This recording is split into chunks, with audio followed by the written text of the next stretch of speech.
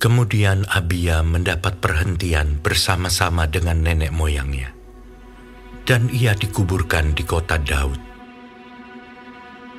Maka Asa, anaknya, menjadi raja menggantikan dia.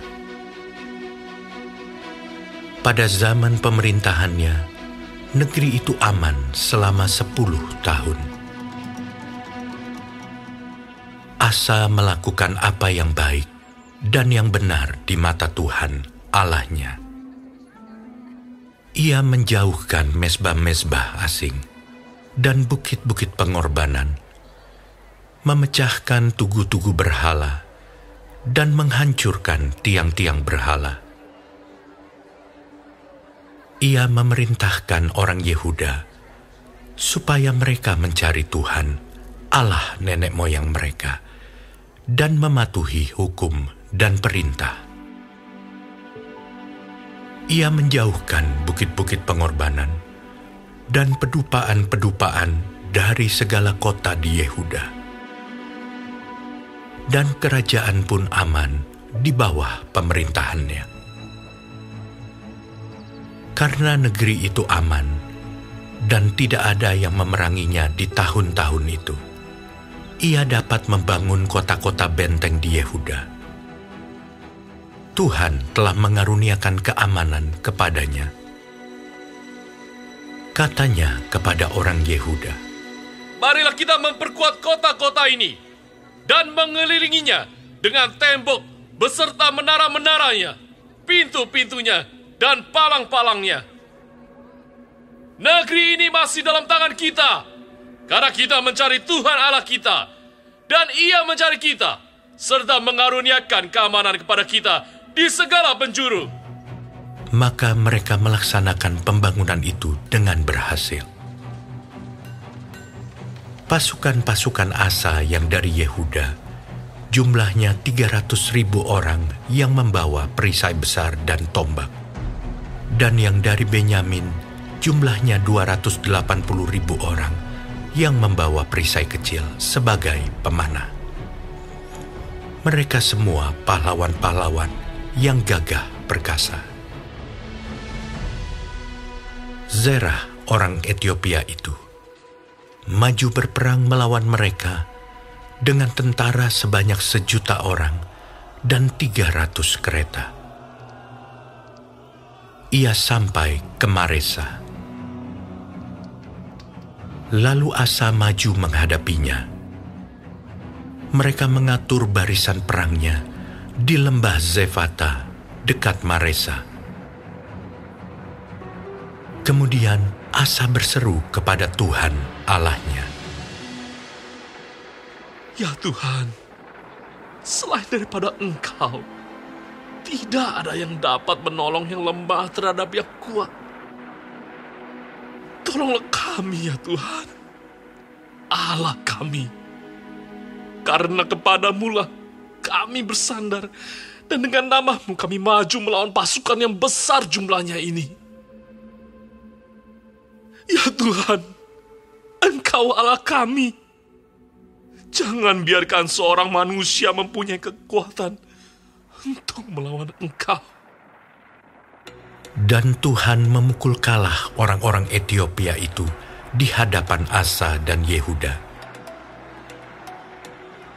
Orang-orang Etiopia itu lari, lalu dikejar oleh Asa dan laskarnya sampai ke Gerar. Dari orang-orang Etiopia itu amat banyak yang tewas, sehingga tidak ada yang tinggal hidup, karena mereka hancur di hadapan Tuhan dan tentaranya. Orang-orang Yehuda memperoleh jarahan yang sangat besar. Mereka mengalahkan semua kota di sekeliling Gerar, karena ketakutan yang dari Tuhan menimpa penduduknya. Mereka menjarahi semua kota itu, karena jarahan yang besar terdapat di situ. Tenda-tenda pemilik ternak pun direbut mereka. Dan banyak kambing domba dan unta diangkutnya sebagai jarahan, Lalu mereka kembali ke Yerusalem. 2 Tawari pasal 15. Azaria bin Oded dihinggapi Roh Allah. Ia pergi menemui Asa dan berkata kepadanya, "Dengarlah kepadaku, Asa, dan seluruh Yehuda dan Benyamin. Tuhan beserta dengan kamu, bila mana kamu beserta dengan Dia. Bila mana kamu mencarinya, Ia berkenan ditemui olehmu. Tetapi bila mana kamu meninggalkannya, kamu akan ditinggalkannya. Lama sekali Israel tanpa Allah yang benar, tanpa ajaran daripada imam, dan tanpa hukum.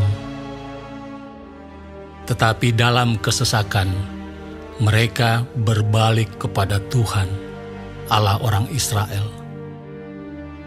Mereka mencarinya, dan Ia berkenan ditemui oleh mereka. Pada zaman itu, tidak dapat orang pergi dan pulang dengan selamat, karena terdapat kekacauan yang besar di antara segenap penduduk daerah-daerah. Bangsa menghancurkan bangsa, kota menghancurkan kota, karena Allah mengacaukan mereka dengan berbagai-bagai kesesakan. Tetapi kamu ini, kuatkanlah hatimu, jangan lemah semangatmu, karena ada upah bagi usahamu."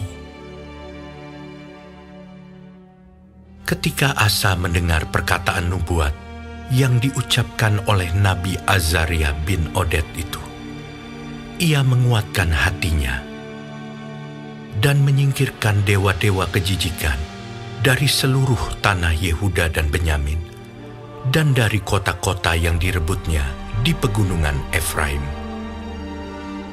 Ia membaharui mezbah Tuhan yang ada di depan balai bait suci Tuhan. Ia mengumpulkan seluruh Yehuda dan Benyamin, dan orang-orang Efraim, Manasye, dan Simeon yang tinggal di antara mereka sebagai orang asing. Sebab dari Israel banyak yang menyeberang memihak kepadanya ketika mereka melihat bahwa Tuhan Allahnya beserta dengan dia. Mereka berkumpul di Yerusalem pada bulan ketiga tahun ke-15 dari pemerintahan Asa. Pada hari itu, mereka mempersembahkan kepada Tuhan 700 lembu sapi dan 7.000 kambing domba dari jarahan yang mereka bawa pulang. Mereka mengadakan perjanjian untuk mencari Tuhan Allah nenek moyang mereka dengan segenap hati dan jiwa. Setiap orang, baik anak-anak atau orang dewasa, baik laki-laki atau perempuan, yang tidak mencari Tuhan Allah Israel harus dihukum mati.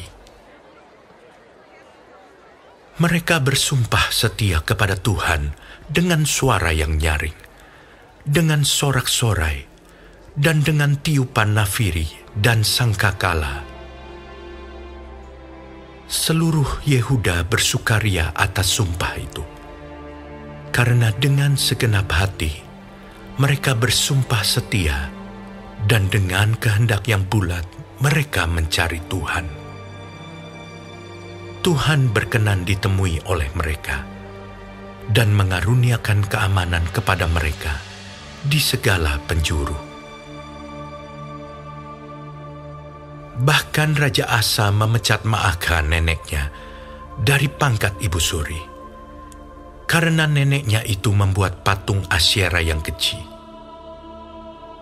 Asa merobohkan patung yang keji itu, menumbuknya sampai halus, dan membakarnya di lembah Kidron. Sekalipun bukit-bukit pengorbanan tidak dijauhkan dari Israel, namun hati Asa tulus ikhlas sepanjang umurnya. Ia membawa persembahan-persembahan kudus ayahnya dan persembahan-persembahan kudusnya sendiri ke rumah Allah, yakni emas dan perak, serta barang-barang lain. Tidak ada perang sampai pada tahun ke-35 pemerintahan Asa. 2 Tawari pasal 16. Pada tahun ke-36 pemerintahan Asa, majulah Baesa, Raja Israel, hendak berperang melawan Yehuda. Ia memperkuat Rama dengan maksud mencegah lalu lintas kepada Asa, Raja Yehuda. Lalu Asa mengeluarkan emas dan perak dari perbendaharaan rumah Tuhan dan dari perbendaharaan rumah raja, dan mengirimnya kepada Ben-Hadad, Raja Aram yang diam di Damsyik, dengan pesan, Ada perjanjian antara aku dan engkau, antara ayahku dan ayahmu. Ini kukirim emas dan perak kepadamu. Marilah, batalkanlah perjanjianmu dengan Baesa, Raja Israel, supaya ia undur daripadaku. Lalu Ben-Hadad mendengarkan permintaan Raja Asa. Ia menyuruh panglima-panglimanya menyerang kota-kota Israel. Dan mereka memukul kalah Iyon, dan Abel Maim, dan segala tempat perbekalan kota-kota di Naftali. Segera sesudah Baesa mendengar hal itu, ia berhenti memperkuat Rama. Ia menghentikan usahanya itu. Tetapi Raja Asa mengerahkan segenap orang Yehuda yang harus mengangkat batu dan kayu yang dipergunakan Baesa untuk memperkuat Rama itu. Ia mempergunakannya untuk memperkuat Geba dan Mispa. Pada waktu itu datanglah Hanani, pelihat itu, kepada Asa, Raja Yehuda. Katanya kepadanya, Karena engkau bersandar kepada Raja Aram dan tidak bersandar kepada Tuhan Allahmu, oleh karena itu, terluputlah tentara Raja Aram dari tanganmu. Bukankah tentara orang Ethiopia dan Libya besar jumlahnya? Kereta dan orang berkudanya sangat banyak. Namun Tuhan telah menyerahkan mereka ke dalam tanganmu, karena engkau bersandar kepadanya. Karena mata Tuhan menjelajah seluruh bumi, untuk melimpahkan kekuatannya kepada mereka yang bersungguh hati terhadap Dia. Dalam hal ini, engkau telah berlaku bodoh. Oleh sebab itu, mulai sekarang ini, engkau akan mengalami peperangan. Maka sakit hatilah Asa karena perkataan pelihat itu, sehingga ia memasukkannya ke dalam penjara, sebab memang ia sangat marah terhadap dia karena perkara itu. Pada waktu itu Asa menganiaya juga beberapa orang dari rakyat. Sesungguhnya riwayat Asa dari awal sampai akhir tertulis dalam kitab Raja-Raja Yehuda dan Israel. Pada tahun ke-39 pemerintahannya, Asa menderita sakit pada kakinya, yang kemudian menjadi semakin parah. Namun dalam kesakitannya itu, ia tidak mencari pertolongan Tuhan, tetapi pertolongan tabib-tabib. Kemudian Asa mendapat perhentian bersama-sama nenek moyangnya. Ia mati pada tahun ke-41 pemerintahannya, dan dikuburkan di kuburan yang telah digali baginya di kota Daud. Mereka membaringkannya di atas petiduran yang penuh dengan rempah-rempah dan segala macam rempah-rempah campuran yang dicampur menurut cara pencampur rempah-rempah. Lalu menyalakan api yang sangat besar untuk menghormatinya.